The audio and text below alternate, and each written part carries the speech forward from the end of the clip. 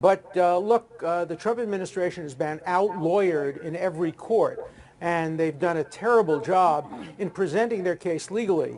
Now they have several options. They can go to appeal to the Supreme Court. It will probably be denied, the stay. They can go to the en banc. It'll probably be denied. Their best option is either to withdraw this flawed executive order and substitute a new one that is worked on by the new Attorney General and that can satisfy constitutional muster, or even better, just leave it in place and bring in a new one, and then they can start all over again in a different circuit, so that if the case gets affirmed by 4-4, it's more likely to be affirming a victory for Trump rather than a Ninth Circuit defeat by Trump. But I don't think they're going to do this. They have not been subtle or sophisticated, and Trump's ego is going to get in the way. Yeah, and that's been an issue all along. So far, he's been able to get away with it this particular time. Not though. I have a lot of folks to get into here, so let's move along.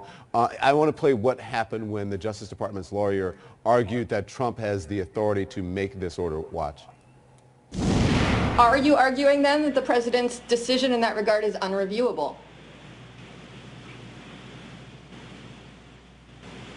Yes, there are obviously constitutional limitations, but we're discussing the risk assessment.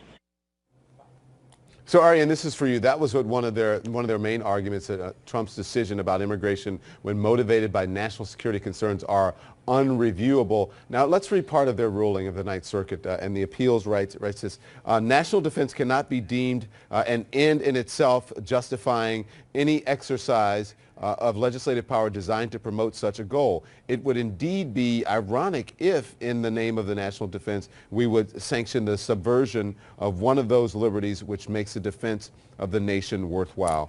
What does that tell you? Explain to us what that means. Well, what you played from oral arguments, that was Judge Friedman, and that was one of the longest pauses I've seen when the government finally said yes. And those at least two judges at oral arguments, and obviously three at the end, really were bothered by that question that the administration said, no, it's not reviewable. The administration here had to prove that national security concerns justified reinstating this executive order, and they weren't able to. And even in a footnote, the court said, you didn't even submit classified information. You didn't try there. So that was really one of the strongest parts of this opinion, and it dates back to that question at oral arguments. Okay. Paige, to you now. What do you think of this opinion, and how does it set up the appeal here?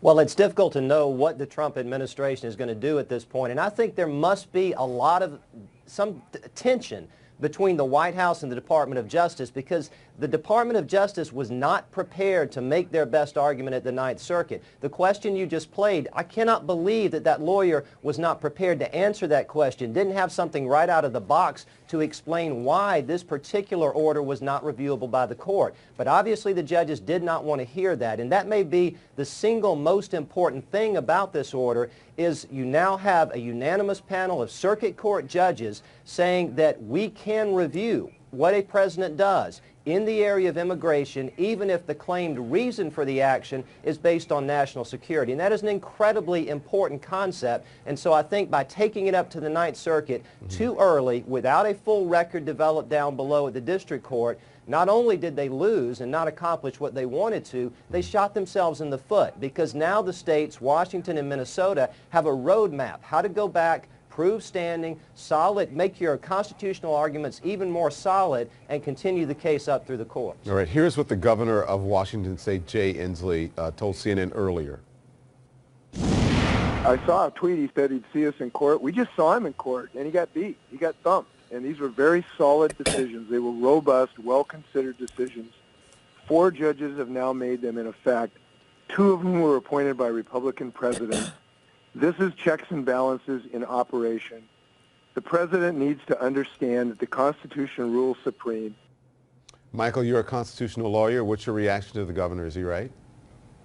I think the governor's absolutely right.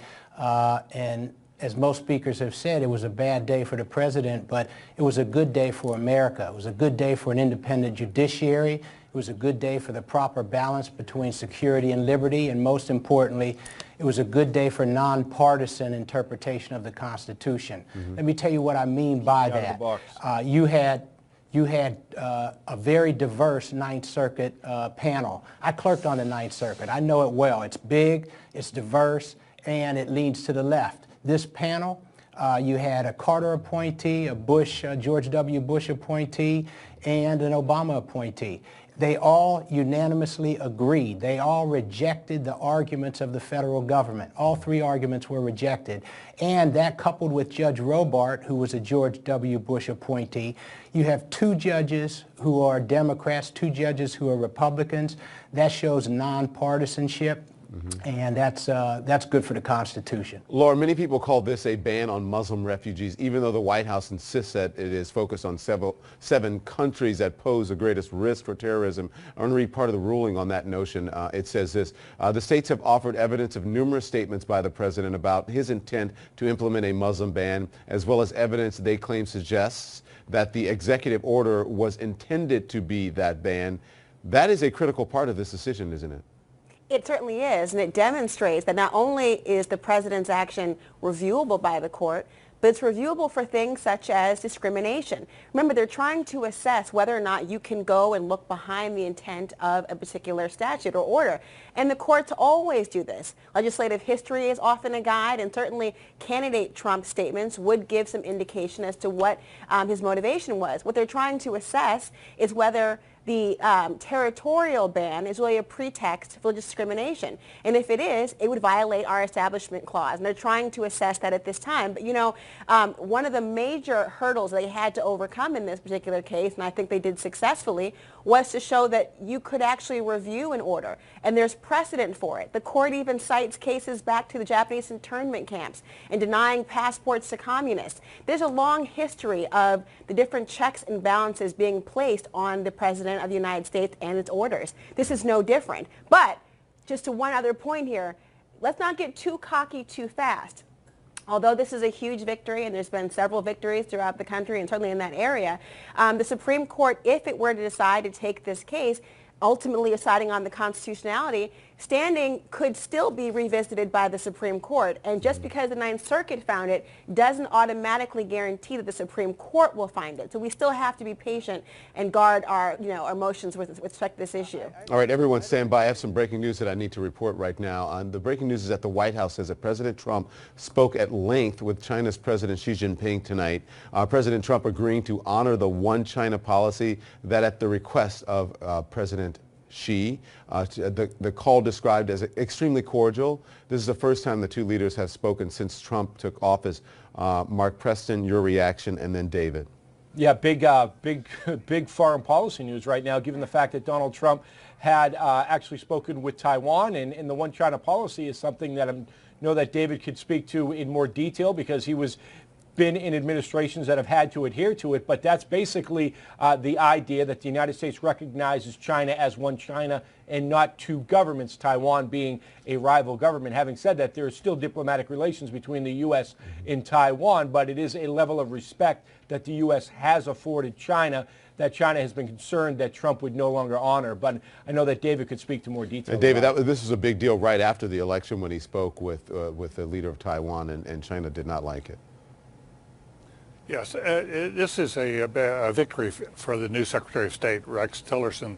Background here is that President Xi and Donald Trump had a call back in November after the elections in which the Chinese president congratulated Mr. Trump. But they haven't spoken since.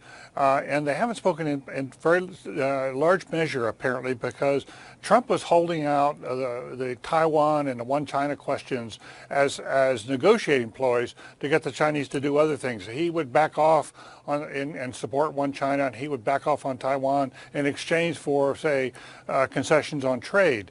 But Xi essentially has, and the Chinese have said, no, we're not going to talk to Mr. Trump until he publicly backs off or gives us assurances he's not going to abandon the one China policy, and then we'll start talking to him. Rex Tillerson went to the White House today to make that argument. That's what's been reported during the day, to make the argument we need to talk to Xi. We can't let this thing languish. We ought to go and affirmatively embrace the one China policy. That's what Tillerson did in his testimony. That's what he got the president to do tonight, and they got the relationship back on on track, at least to the extent that they're now having telephone calls with each other. And that's good news, I think, for the relationship, because the tensions have been rising rapidly, Don. We're talking more about our breaking news, and also the Ninth Circuit Court of Appeals holding the ban. The ban will stand in place, at least the temporary restraining order for the ban will stand in place now until it goes to the Supreme Court. We'll continue to discuss that when we come right back.